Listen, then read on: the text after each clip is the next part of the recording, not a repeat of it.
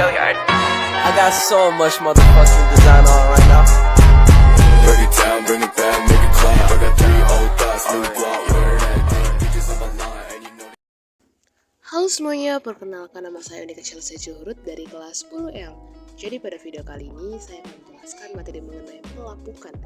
Sebelum itu kita harus ketahui bahwa pelapukan ini merupakan salah satu tenaga eksogen, di mana tenaga eksogen ini merupakan tenaga yang berasal dari luar bumi, yang memiliki sifat merusak atau merombak permukaan bumi yang sudah terbentuk oleh tenaga endogen. Untuk itu, mari kita simak penjelasan mengenai pelapukan berikut ini. Yang pertama, kita harus mengetahui apa sih yang dimaksud dengan pelapukan. Jadi teman-teman, pelapukan adalah proses hancur atau berubahnya batuan menjadi tanah. Menurut Kamus Besar Bahasa Indonesia Daring, pelapukan adalah perubahan atau penghancuran dalam batuan atau sedimen pada permukaan bumi yang disebabkan oleh faktor biologi, kimia, atau fisika.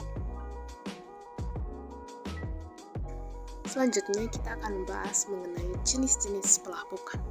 Jadi teman-teman, secara umum jenis-jenis pelapukan ini dibagi menjadi 3. Ada pelapukan mekanis, pelapukan kimiawi, dan pelapukan biologis. Untuk itu kita akan membahas dari yang pertama, pelapukan mekanis.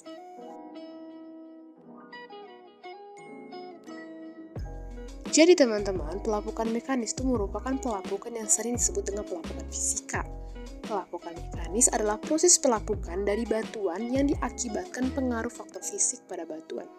Jadi faktor utama penyebab pelapukan fisika adalah suhu udara, tekanan udara, serta kristalisasi garam. Itulah mengapa pelapukan fisika juga dikenal sebagai pelapukan yang disebabkan oleh perubahan suhu atau iklim. Adapun contoh dari pelapukan mekanis. Yang pertama, melapuknya batuan di daerah gurun karena perubahan cuaca yang ekstrem.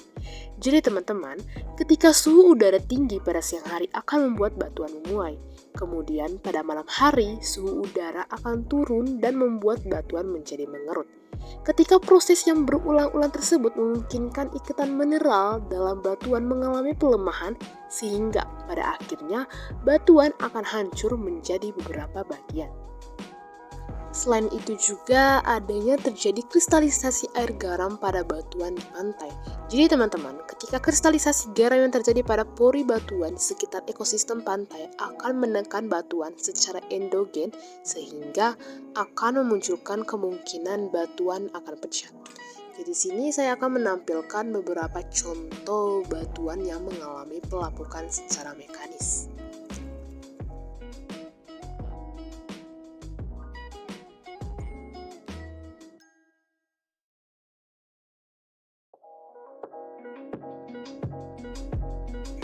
Jadi teman-teman, pelapukan mekanis ini hanya bisa ditemukan di daerah dengan iklim ekstrem seperti subtropis, gurun, pesisir pantai, dan daerah-daerah yang mempunyai topografi yang curam.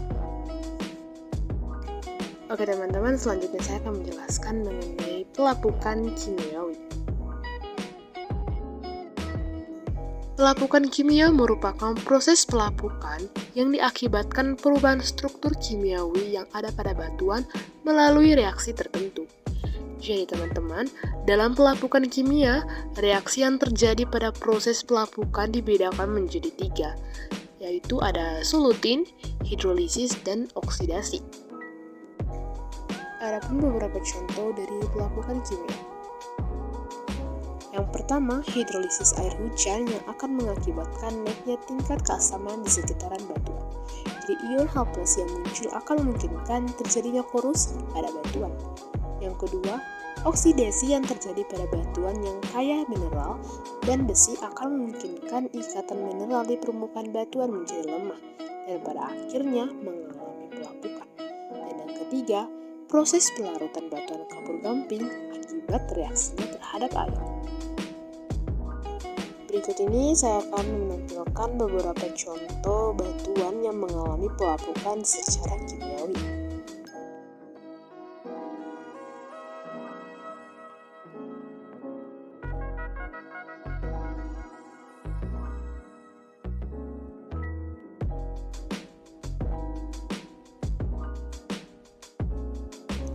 Selanjutnya saya akan menjelaskan mengenai perihal pelapukan kimia. Jadi teman-teman, Ada 4 proses pelapukan kimia, yakni yang pertama hidrasi. Hidrasi yaitu proses batuan yang mengikat batuan di atas permukaannya saja. Yang kedua, hidrolisa. Hidrolisa yaitu proses penguraian air di atas yang unsur-unsurnya menjadi ion-ion yang bersifat positif dan negatif. Dan yang ketiga, oksidasi, yaitu proses berkaratnya besi. Yang keempat, karbonasi, yaitu pelapukan batuan yang disebabkan karena karbon dioksida. Jenis yang ketiga yaitu pelapukan biologi.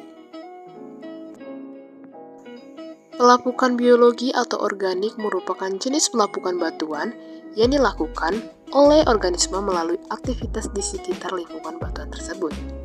Jadi, pelapukan biologi ini terjadi karena makhluk hidup yang ada di sekitar batuan. Adapun organisme-organisme yang berperan dalam pelapukan ini, antara lain yaitu berupa binatang, tumbuhan, jamur, bakteri, atau bahkan manusia sendiri. Adapun contoh pelapukan secara biologi, yang pertama, penetrasi akar tumbuh ke dalam sela-sela batuan akan menekan batuan tersebut sehingga akan mengalami perpecahan. Yang kedua, adanya lumut di atas batuan. Tumbuhnya lumut di permukaan batuan memungkinkan batuan mengalami dehidrasi. Kelembapan di permukaan batuan akibat adanya proses penyerapan akar disertai dengan tingginya pH di sekitar permukaan batuan akan membuat permukaan batuan tersebut mengalami korosi. Berikutnya saya akan menampilkan beberapa contoh batuan yang mengalami pelapukan secara biologi.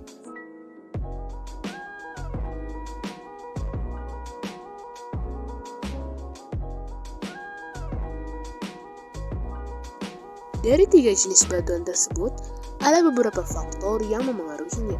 Yang pertama, daerah atau batuan yang akan melapuk. Kecepatan proses ini ditentukan oleh beberapa hal dari batuan yang akan melapuk, yaitu yang pertama, tingkat kekuatan dan kekompakan batuan. Yang kedua, keadaan vegetasi organisme lain. Yang ketiga, topografi alias kemiringan lereng. Yang keempat, unsur-unsur kimia yang terkandung di dalam batuan. Yang kedua, tenaga yang akan membuatnya lapuk. Proses ini ditentukan oleh beberapa hal, yaitu yang pertama, kekuatan air, angin, atau cairan glester yang mengalir. Yang kedua, temperatur. Yang ketiga, unsur kimia yang terkandung di dalam tenaga pelapuk. Dan yang keempat, organisme yang bisa merusak lahan. Selanjutnya, dampak dari pelapukan. Jadi teman-teman, dampak dari pelapukan ini dibagi menjadi 2. Ada dampak secara positif dan ada dampak secara negatif. Untuk dampak positif, yang pertama bisa menghasilkan bentuk yang lebih indah daripada sebelumnya, sehingga bisa dijadikan sebagai objek wisata. Yang kedua, pelapukan di daerah kapur bisa membentuk gua-gua dengan stalagtit dan stalagmit sehingga bisa dijadikan sebagai objek wisata.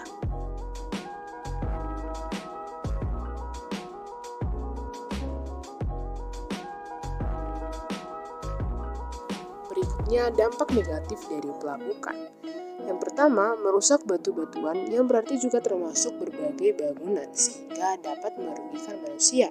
Yang kedua, bisa merusak batu-batu candi yang merupakan objek wisata sehingga mengerus keindahan objek wisata.